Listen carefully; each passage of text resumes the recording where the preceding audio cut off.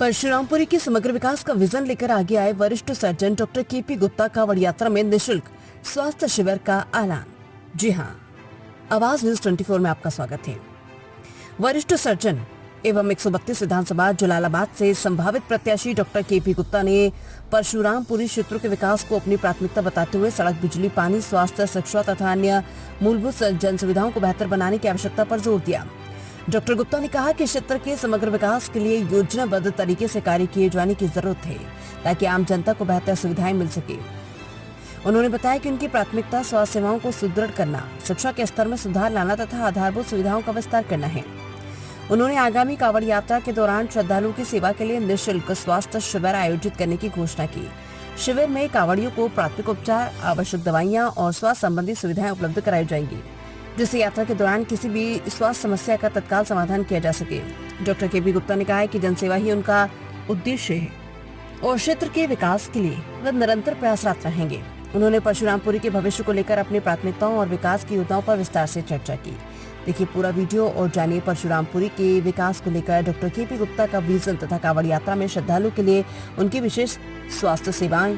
पहल उत्तर प्रदेश शाहजहांपुर से आवाज न्यूज 24/7 के लिए धर्मेंद्र दिवाकर की रिपोर्ट। जी सर, ऐसा है, मैंने वहाँ पर जब कल भंडारे का आयोजन किया था तो रामकृष्ण आश्रम था जिसमें मैंने भंडारे का आयोजन किया था।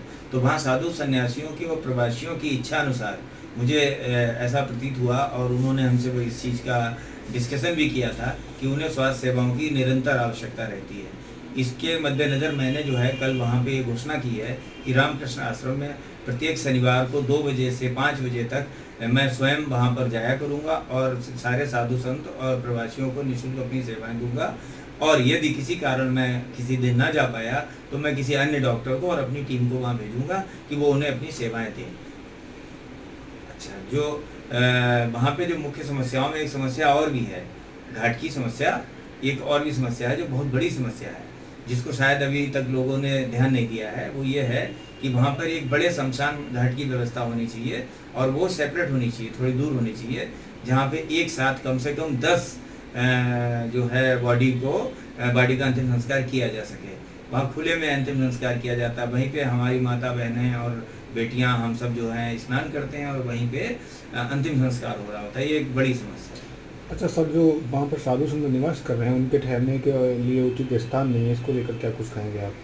देखिए, जब घाट बन जाएगा तो घाट बनने के बाद आश्रम भी बनेंगे, जाहिर सी बात है कि बनेंगे, और फिर धीरे धीरे काफ़ी कुछ तो साधु संत अपना व्यवस्थाएं खुद भी करेंगे और लोग भी आएंगे, बढ़ेंगे आगे, और सामाजिक कार्यकर्ता लोग आएंगे, धीरे धीरे समाज सेवी लोग आएंगे, वो भी कुछ करेंगे। शायद भविष्य में मैं भी वहाँ पे कुछ ऐसा करूँ जिससे लोगों के ठहरने की व्यवस्था उचित हो सके। वहाँ के साधु संत सर लगातार आवाज़ उठा रहे हैं कि बिजली की तमाम वहाँ समस्या है, उन अंधेरे में रह रहे हैं और रहने में बड़ी दिक्कत आ रही है, लेकिन प्रशासन की तरफ से अभी तक कोई सुनवाई नहीं की गई है। देखिए, देर है अंधेर नहीं है, लेकिन यदि भविष्य में मैं वहाँ विधायक के रूप में चुना जाता हूँ तो ये मेरी प्रमुख रहेंगी रणनीतियाँ कि मैं इन्हें किस तरीके से जो है दूर कर सकूँ। मेरा पूरा प्रयास रहेगा कि जीवन में यदि मुझे मौका मिला तो मैं इन समस्याओं को जरूर दूर करूँ। आज से सर पवित्र माह श्रावण की शुरुआत हुई है, तो किस तरीके का जनप्रवासियों के लिए आपकी तरफ से संदेश है? कांवड़ यात्रियों को लेकर क्या कुछ सुविधाएं दी जाएंगी? मैं सभी जो है कांवड़ यात्रियों को जो है अपनी तरफ से बहुत बहुत बधाइयाँ देता हूँ, बहुत बहुत शुभकामनाएं देता हूँ। उनका जीवन उज्जवल रहे, भगवान शिव की उन पर जो है महिमा बनी रहे, बस यही हम करता हूँ और उनको यही जो है हमारी तरफ से बधाई। और कल गुरु पूर्णिमा थी और गुरु पूर्णिमा पर आपने ढाई घाट पर जाके गंगा स्नान भी किया और साधु संतों का जो भंडारा कराया। क्या वहाँ पर आपने क्या जन समस्याएं देखी और किस उपलक्ष्य में भंडारा किया गया? जी बिल्कुल ठीक, आपको जानकारी प्राप्त हुई है। कल मैंने जो है वहाँ पर ढाई घाट पर जो है साधु संतों के लिए जो है विशाल भंडारे का आयोजन किया था और उसमें सामान्य लोग भी शामिल हुए थे। और मुख्य कारण यही था कि गुरु पूर्णिमा थी और गुरु पूर्णिमा के दिन मुझे ऐसा लगा कि मुझे एक ऐसे भंडारे का आयोजन करना चाहिए था, सो मैंने किया। और रही बात वहाँ पे जिन समस्याओं की, तो वहाँ पे जो बहुत बड़ी समस्याएं हैं, जिसमें मुख्य रूप से जो सबसे पहली समस्या है वो है कि वहाँ पर घाट नहीं है। तो वहाँ पर घाट होना चाहिए, पक्का घाट होना चाहिए। और साथ साथ में वहाँ पे माताओं और बहनों के, हमारी बेटियों के जो जाती हैं वहाँ पे गंगा स्नान करती हैं, उनके लिए ना तो सुलभ शौचालय बने हुए हैं, सरकार द्वारा अभी तक कोई शौचालय का निर्माण नहीं कराया गया, ना कोई वहाँ पे आश्रम बने हुए हैं, और ना ही वहाँ पे कपड़े चेंज करने के लिए कोई चेंजिंग रूम की व्यवस्था है। साथ ही साथ वहाँ पर जो है, आपने देखा होगा शायद, अगर आप गए हों तो आपने वहाँ पे नोटिस किया गया, आप द्वारा नोटिस किया गया होगा कि वहाँ पे कोई भी किसी तरीके की लाइट की व्यवस्था नहीं दिखाई पड़ी। जैसे कल मैं गया था, लाइट की कोई व्यवस्था वहाँ पर नहीं थी। और जब मैं कल जा रहा था, करीब यही कोई 11-12 बजे मैं गया था, तो मैं 1 से 1.5 किलोमीटर पैदल गया था। उससे पहले मैंने अपनी गाड़ियों को खड़ा कर दिया था, और वहाँ पे प्रशासन की व्यवस्था नहीं थी। बाद में हालांकि सुचारू रूप से चला। जब मैं वापसी आया था तो प्रशासन आ चुका था और उन्होंने अपनी व्यवस्थाओं को किया था। और इसी के साथ साथ मैं ये चाहूँगा कि पक्का घाट वहाँ बन जाए, और महिलाओं के लिए जो है शौच की व्यवस्था, और साथ साथ में चेंजिंग रूम की व्यवस्था हो। साथ ही जब आप देखेंगे कि ढाई घाट पे जब पहुँचेंगे तो ढाई घाट से मेन रोड से काफ़ी दूरी है, लगभग मेरे ख्याल से 1 किलोमीटर पड़ जाता है, जिस पर कोई पक्की सड़क नहीं है। तो पक्की सड़क का निर्माण वहाँ पर होना चाहिए।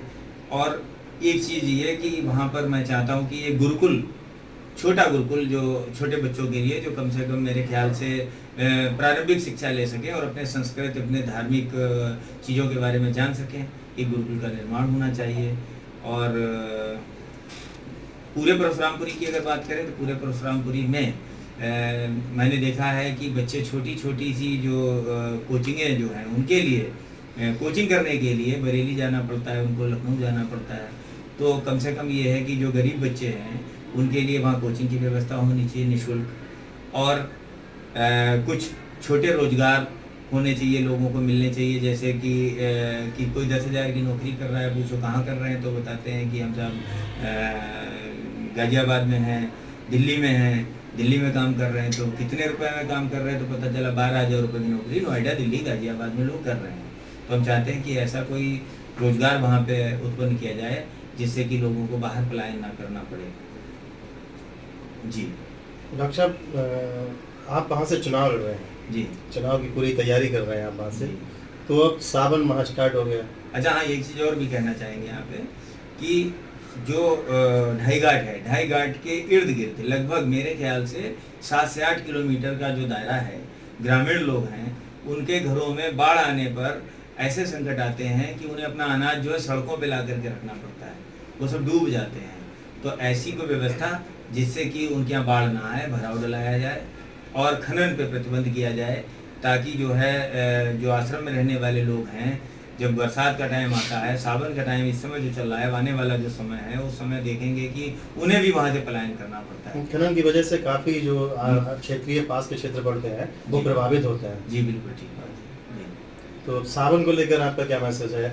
सावन के लिए, चूंकि मैं एक चिकित्सक हूँ, तो मुझे लगता है सबसे अच्छी सेवाएं तो हमारी अपनी स्वास्थ्य सेवाएं होती हैं। इसके लिए मैं बहुत जल्द जो है, कल या परसों से ही जो है, जलालाबाद में याकूबपुर चौराहे पे अपना निःशुल्क स्वास्थ्य शिविर का आयोजन शुरू कर दूंगा कि जो भी कांवड़ यात्री जाएंगे, उन्हें कोई भी स्वास्थ्य सेवा की आवश्यकता है, तत्काल वहीं पर उनकी पूरी की जाएगी। और साथ ही मैं शाहजहाँपुर से मोहम्मदी रोड पे कहीं व्यवस्था करूँगा, जगह चुनूँगा और वहाँ पर भी